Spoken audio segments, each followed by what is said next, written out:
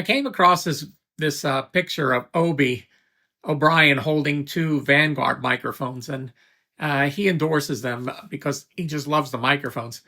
And the one thing I start thinking about is I've known Obi forever, and there's so many times that he would call me up and go, "Hey George, there's this new microphone out. Can you get me get me one or two or five or whatever he needed? I want to try him out." And one thing with Obi, I never can say no. Even if I say no, he's going to put pressure on me to just do it. So it's just better to just do it. So I would jump through all these hoops and get all these other different manufacturers. And we're talking, I've known Obi since, what was it, 88, 87, something like that. So he would have me do this a lot, get a bunch of different microphones, and he would try them every so often. But the thing that always would happen is he never liked any of them. There was none that he would go, okay, I'm going to buy this or I'm going to buy that. It was always, yeah, George, it's not the right one. I mean, keep in mind, he has vintage, U67s, and, he has a bunch of vintage microphones that he loves. And he would always compare them to that to see if they were better than what was out there, because he always wanted to capture the best sound that they could get. And I remember one time he had me get this one really expensive microphone for him to try out, but he was also going to use it on a session with John Bon Jovi if it worked out perfectly. I mean, he was going to buy it and everything, but I had to do all this coordination and jump through all these hoops to make it happen. But even when I got it to him on time, he tried it and go, no, it's not the right one.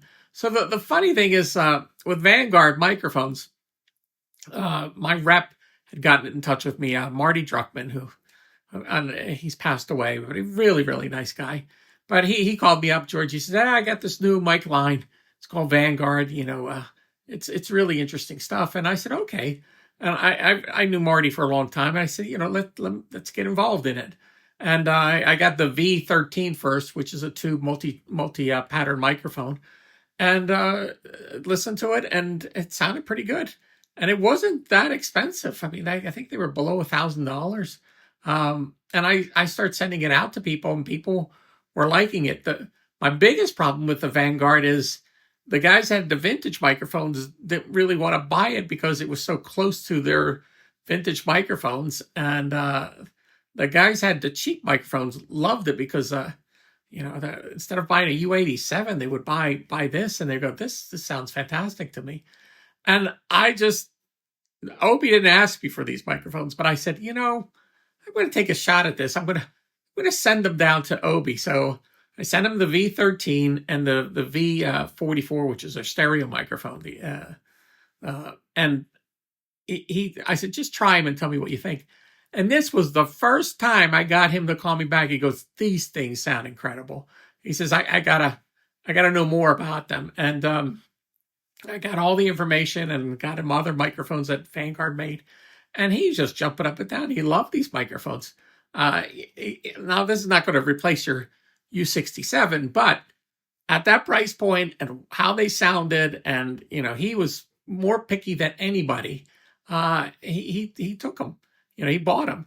And I think it's incredible because I look at this picture and I go, he's even endorsing it, which he hardly ever does that kind of stuff. I mean, I know he endorses Genelec and he endorses this, and he has something with Heritage Audio, but it has to be good stuff for him to be associated with it at all.